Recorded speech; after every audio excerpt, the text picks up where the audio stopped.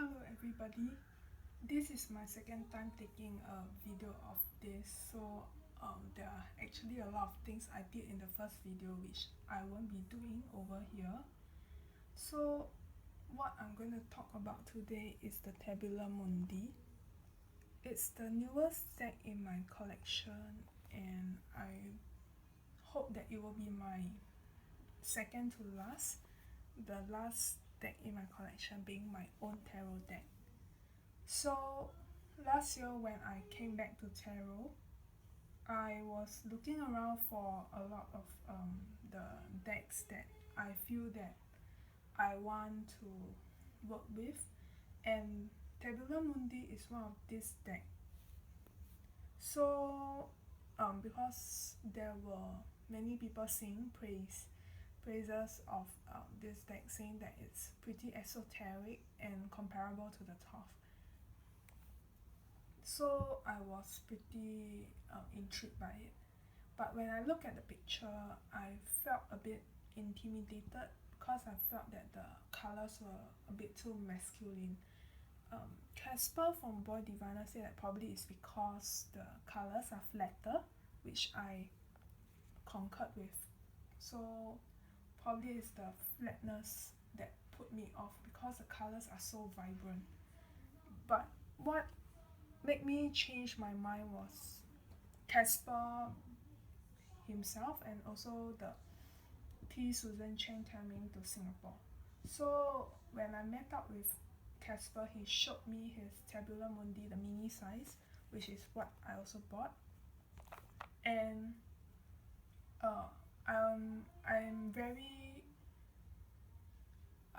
I'm very happy that he let me touch the deck because I know that he doesn't like people to touch his decks. And when I see the tiny size of the cards, I immediately felt that it's not so harsh. It's not as harsh as what I thought it would be. And so I have more interest then. After that, later on in the year, which is a few months before, T. Susan Chen came to Singapore and gave us a very, I would say, a very deep and motivating talk about tarot and her own knowledge, which I want to dive in more in the future. And of course, we know her as one half of the Duel of Fortune Real House, of which Mel Merlin, the creator of Tabula Mundi, is the other host. So I felt like I want to commemorate that day, and so I asked my friend to share shipping with me. So she bought the original size with the book, while I just bought the tiny size. Cause this was the size that I fell in love with at first. This deck came to me after such a long time of thinking about it, and what added to its significance to me right now is the incident during our tarot meetup sessions when my friend was supposed to pass this deck on to me. So during that session, it was one that is about the shamanism, a guided meditation. So coincidentally on that day, there was a lady who went there who gave out a pretty negative vibe to me, cause she kept going on in a circular way on how like she's so negative, she keeps thinking bad things. And for a person like me who really tries very hard to stay on the positive side, every day I feel like I'm walking on a tightrope trying to maintain a balance between my more darker side and trying to be more positive. So when people such as her comes in, I will immediately feel like I'm being put into a whirlpool, and it makes me feels very, how do I say, for lack of a better term, it feels like I'm being sucked down. So it wasn't a very good start to that meditation session. But I've gotten this deck, and my friend has also given me this little fox, cause she knows that foxes are my favorite animal, and purple is my favorite color. So I had this tool to kind of like negate the negative feeling. But after the guided meditation by the shaman who is present, she told the shaman that she saw a fox in her meditation, and I was a bit upset because she's giving a pretty bad connotation to my favorite animal. So after that session, because her energy left such a big impression on me that I needed at least a day to calm down or to erase myself of it. I came to associate the Tabula Mundi and this fox with boundaries, especially when the art of the deck has such a fierce protective air about it, and the fox itself has carved eyes, which is the eyes. I love it a lot. When I look at it, I feel very happy. So these two, because of me encountering such negative person, I've come to associate with protection instead. So now I'll go on to maybe talking a bit about the deck which I have. You can see this box it comes with. I like this kind of setup because it's very practical, and yeah, it's practical and it's sturdy too. And the back is, it's shiny. It is packed in this pouch, very practical. And this is the title card. Apparently I got 367, the number 367. Let me show you some of the art which I love from the deck. So my most favorite is Judgment, cause it feels very strong. The fires of hell, and alchemy, the dragon eating its own tail, and finally being purified. And the cycle of life from Aries to Pisces. Every time I see this Judgment card, I feel like I have been liberated. My second favorite will be Art or Temperance. Temperance is not usually a card that I love a lot, but this depiction is Artemis herself, and Artemis is one of my favorite goddess. Devil is one of the cards that I, like many people, are afraid of, but in this deck it feels like there's a kind of timelessness to it, liberated from the material world to something of the 4D dimension. And the figures here kind of reminds me of Neil Gaiman's Sandman in one of the books where it focused on the underworld.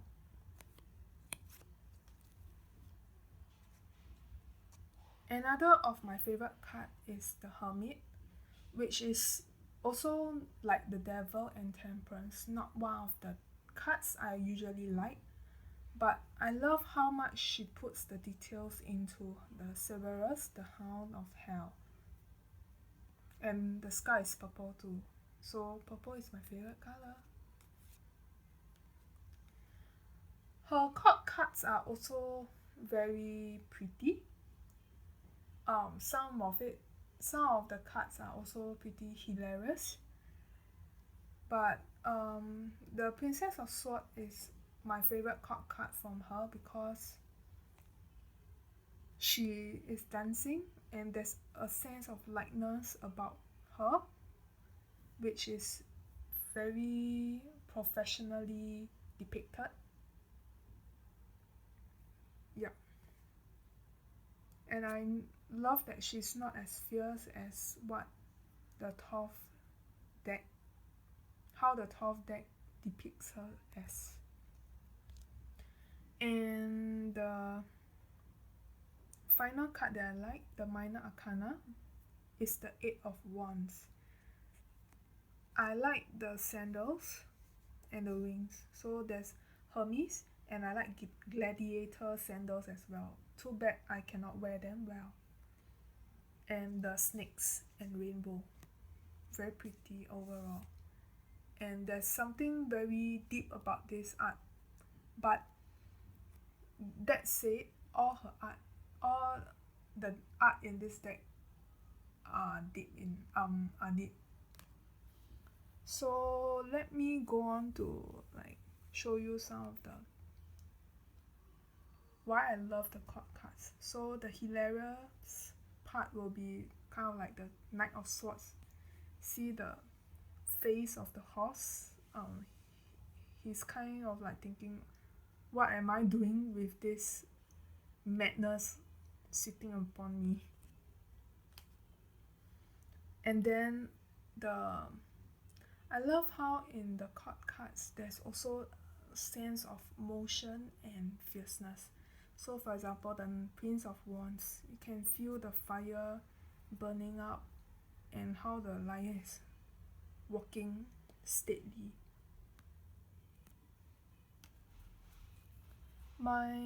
Some of the cards that I don't like. So I've heard that the Magus isn't one card that many people like. To me, it feels too modern, but I kind of understand the artist's point of view when I read about it. I just need more time to sit with this also, even if I know about it. So Two of Cups is the one of the most gentlest card I feel in the deck, but I don't like this depiction because the kelpies or the half horse half fish, I will think of those stories where these creatures appear on the shores and entice people to sit on it and then drowning them. So when I see this depiction, I get a negative connotation. And I feel that this, when I saw this card, I immediately didn't like it, probably because there's a very scary feeling about this card. The head of the lion upon a lady's body, torso. So somehow that didn't sit well with me, but I understand the meaning of this card, and maybe that is what this picture is trying to evoke in all of us, a sense of dread and a sense of something that we need to work on. I grappled with obesity for about 10 years. So I have come to associate, I've come to give pigs a negative association. So even though these are balls and not pigs, but I still see them as pigs the same. So when I look at these two cards, I'm immediately reminded of the days when I'm pretty not pretty at all. Yeah. So I guess this is part of the shadow work, and I like, even if I don't like the depiction, I like decks that have arts artwork that are artworks that are kind of how should I say it? Maybe triggering in some ways, because it reminds us that tarot is not all sunshine and rainbows, it's also shadow work. When I did the video, at the first video, I did a deck interview on camera where I shuffled and asked questions. But since this is a retake, there won't be any more shuffling. So I will just show you the card. But the deck interview is from Hermitsmirror, which I will post a link to in the description box. Like I said before, I feel that the depictions are pretty fiery, so maybe this deck has a feisty nature. But when I did the deck interview, I was surprised. Maybe the deck is trolling me. So let's look at them.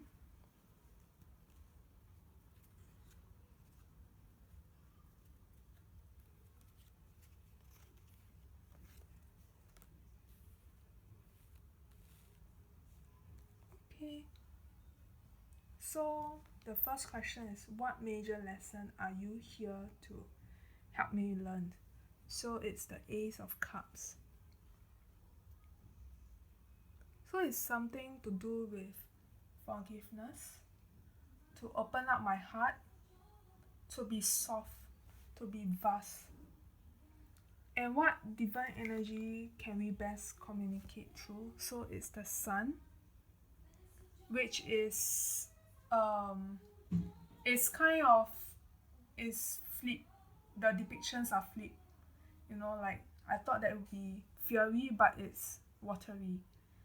And I thought that it will be a bit nurturing, but it's asking me to communicate with it through the sun, through the universe, through light. So I'm going, like, when I discuss this with my friends, he said that maybe my job is to bring my shadow work into the sun, or the other way around. What areas can you help me to help others? So it's the Moon. So this deck is good for people who are lost, who are really, really lost, who are in the dark night of their soul. And it's my job to be the moon, to shine a light in the darkness. Which area could your guidance be easily misunderstood? It's represented by the Six of Cups, which I saw as being like a child, so, or going back. So this, when people come to read with me, they might think that this deck is going to be sweet and going to nurture them, and thus give them a reason to go back and not change. But here in this position, I see that it's not so. This deck is not for you. It's not telling you to go back. It's here for change. And what can I do to keep our communication clear? So it's to be the Princess of Wands, to be fierce, to be naked, to if people start to give themselves excuses to go back, I will be the one to say, no, you shouldn't do that. I have to be fierce. But of course, I'm going to do it in an earthly way because she's the earth of fire. How can I use your guidance for the highest good? So this is the High Priestess.